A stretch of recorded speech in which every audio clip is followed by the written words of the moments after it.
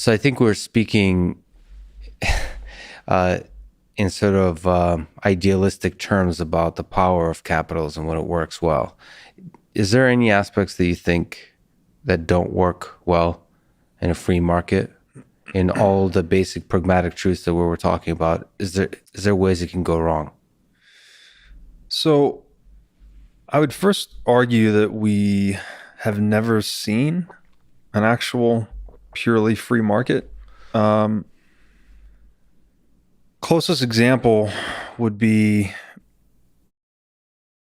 kind of geopolitically, we have a free market and that governments are not necessarily governed.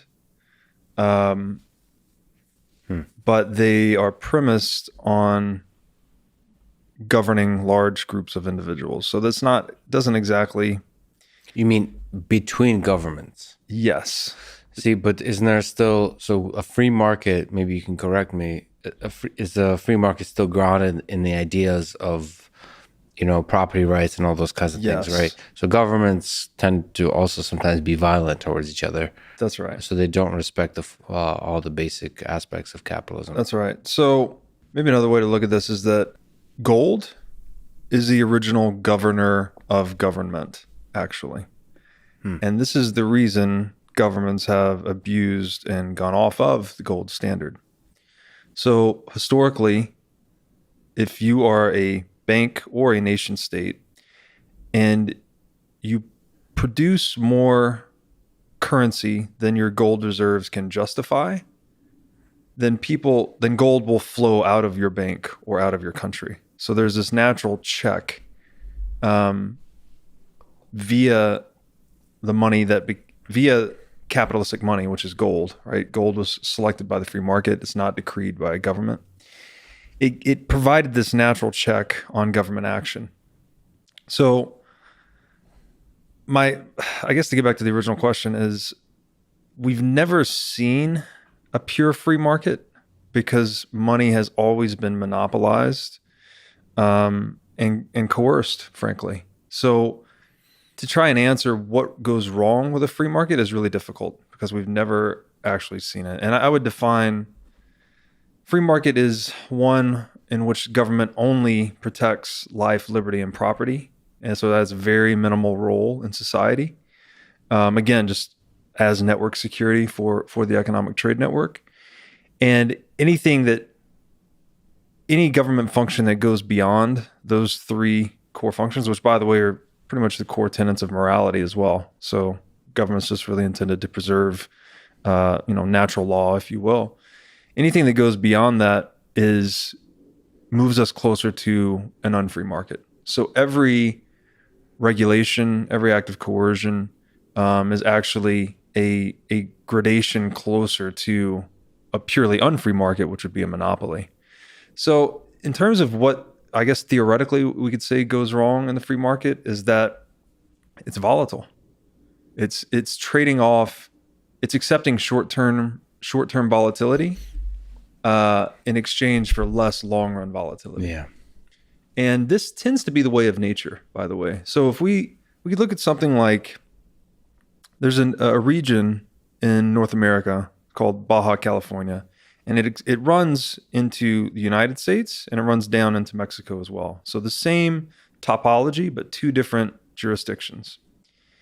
In the U.S., we very heavily manage forest fires. We're trying to manage nature effectively. Whereas in Mexico, it's much more unregulated. When wildfires spring up, they let them burn off. North America, when wildfires spring up, we're actually extinguishing them. So we're constantly trying to dampen the short run volatility of these small brush fires. Whereas in Mexico, we just let them burn. We let nature do its thing. Yeah. The consequence of this is that the wildfires still occur eventually, but they're much larger and much more devastating in North America, where human intervention has occurred, because it's dampening nature's natural corrective mechanism of clearing this underbrush with these more frequent and smaller fires at the cost of much larger fires. So again, we're delaying short-term volatility and exacerbating long-run volatility. And in Mexico, it's the opposite, right? Just these wildfires burn much smaller and more continuously over time. The further effect of that in North America is that the fires can get so big and so hot that it burns away the topsoil. So it actually destroys the fertility of the soil itself. So the point of this is that human intervention, right? Even the intention behind North American authorities managing that forest fire is to create less destruction. That is the intention. But the intention is divergent from the outcome. So, in Talebian speak, he would say that human intervention moves us from mediocristan into extremistan.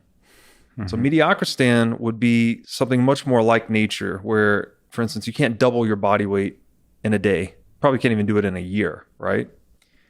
But in extremistan, which is something much more information-based, you can double or send your net worth to zero in a single trade, in a single moment, right? So when we try and intervene with natural biological systems that have these feedback loops, we actually start to push the system more to behave more like an extremistan system that has, less short-run volatility, but more extreme long-run volatility. So, but the question is, where you look at capitalism or communism, for example. And by the way, yes, I will talk to somebody who's a Marxist or a communist. Like Richard Wolff is a pretty eloquent defender of these ideas, because it's always good to really understand ideas as opposed to just reject them offhand. When you look at the system of capitalism or the system of communism, there's ideals, and a lot of people argue in its perfect form would actually be good for the world. The question is, how resilient are they to the corruption of human nature? And I mean, you're saying that there's never been a free market. It's a very true statement. The question is, how resilient is capitalism, or whatever implementations of capitalism we had up to this point, to human nature, where one person who becomes successful through legitimate means then starts to try to manipulate the system that takes it away from a free market, or takes it away from the things that gave him the riches in the first place, and then try to, through corruption, get this, the thing you said, the lazy human ways. Now try to figure out how to get something for nothing. That's right. So how resilient do you think is capitalism to that? Well, the best implementation we've had of it really has been the United States, I think, up until this point. But it's still the central banking itself. This was in the 1848 Manifesto of the Communist Party. Measure number 5 reads, an exclusive state monopoly and centralized control over cash and credit. So the central bank is a Marxist or communist institution. It is antithetical to the free market principles on which the United States was founded. And indeed, the United States resisted the implementation of a central bank. I think it was Andrew Jackson. I know there was the first national bank, the second national bank were both disbanded. And then Andrew Jackson, which is my favorite Tennessean, he has some famous quotes about routing out the bankers like a den of vipers. I think he punched one of the central bankers in the face. Right. Back when our leaders were a bit more badass, I guess you might say. And finally in 1913, the Federal Reserve was implemented, and it's been kind of all downhill from there. So what is can you? Oh, sorry. I was just going to say that communism and capitalism, it's also a matter of scale.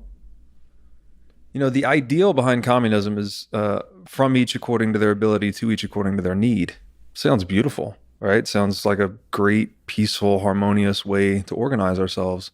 The problem is, and by the way, I am a communist in my family, in my home, right? At that very smallest of scales. Yes, in your very small circles of trust, you're much more likely to behave selflessly towards one another. By the way, I look forward to the Bitcoin community clipping out that part, saying that Robert Breedlove is a communist and the ideals of communism are beautiful. Yeah, okay. Context matters, people.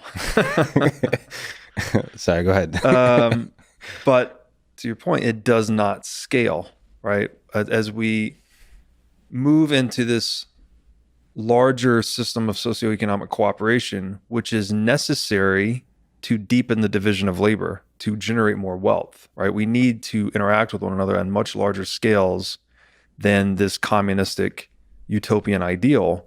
We get into the realm of capitalism, where we need really sound rules, hard rules, consensus, verifiability, and frankly prices. Because the other thing in Soviet Russia is they tried to replace the profit motive or the price signal with this devotion to this nationalistic faith and devotion, where it's like you don't need self-interest anymore. You don't need prices or profits. You can just protect Mother Russia, right, and serve Mother Russia, and that would create wealth. And what happened? Right? They destroyed price signals. There were shortages. There were famines. There's all levels of corruption. Because, to your point, it's people have to run the system no matter what. So when people are always pursuing something for nothing, and you put someone in a seat of much closer to absolute power, where they're making all the pricing decisions, they own all of the productive factors in the economy, they're not beholden to any market force. There's no market check on their action. That institution tends to become more corrupt. And further, it's an inferior resource strategy. I alluded to this earlier, where the other way to think about free market versus central planning is it's decentralized or distributed computing versus centralized computing. So each one of us, I think that the number is 120 bits per second of active awareness. So we can take in, clearly we process a lot more than that, but our active awareness, I think, is 120 bits per second. In a centralized planning body like in Soviet Russia, where they had the pricing czar, maybe they had 10, 20,000 people deciding the prices for the entire country, you're only getting that much data throughput, right? 20,000 people times 120 bits per second. Whereas in a free market, if everyone is free to interact with deep capital markets based on an accurate price, you're getting the data throughput of 120 bits per second times the entire economy, right? So it's a more efficient means for disseminating knowledge effectively. Mm-hmm. And then again, knowledge is just, the more knowledge a socioeconomic structure can contain, the more wealthy it is, right? Prices, tools, all these things are just knowledge.